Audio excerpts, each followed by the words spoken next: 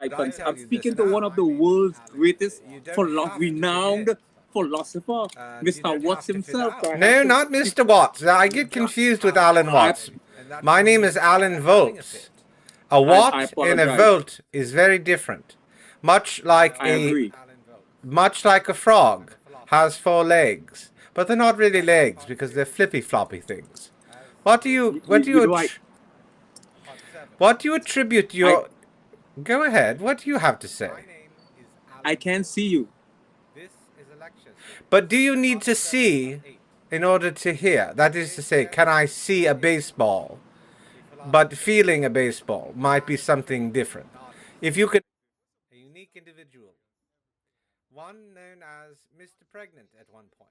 Although he doesn't talk about that too much. We will get to that. This is an in-depth interview and a discussion of ideals, of consequence, and of permutations that are part of those things that you don't want to talk about and those things that you do want to talk about. Sometimes they flip-flop. So let us bring in, as part of our series, Mr. Atelston. What type of issues are you having? Not only physically but mentally right now. Do you have issues? No, a few seconds ago we had something called a moment of silence.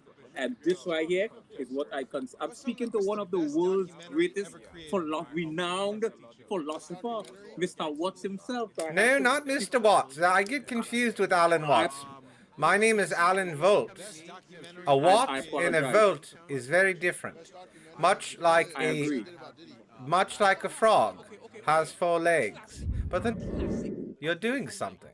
What are you doing? Now I don't hear you. I have no sound. I can't hear your microphone. What did you do? As he tries to... There you go. What type of... Heart of the sea. It's Moby Dick. It's like a real life story.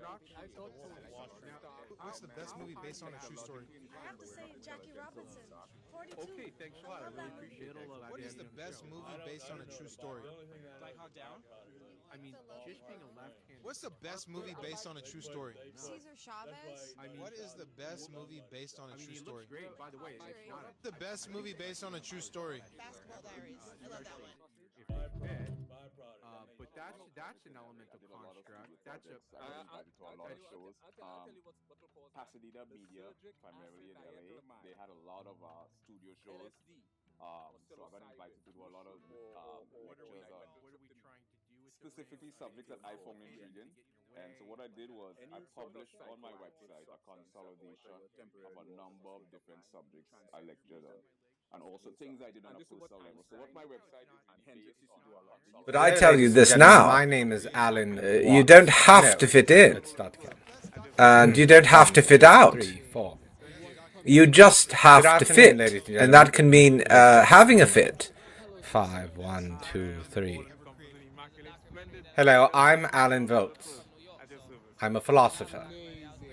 This is the lecture part series 6, as labeled part 7. Good evening. My name is Alan Volts. This is a lecture series, part 7 of 8. Today's guest is a linguist, a philosopher, a man of trade, an artist, a unique individual, one known as Mr. Pregnant at one point, although he doesn't talk about that too much. We will get to that. This is an in-depth interview and a discussion of ideals, of consequence, and of permutations that are part of those things that you don't want to talk about and those things that you do want to talk about. Sometimes they flip-flop. So let us bring in, as part of our series, Mr. Atelston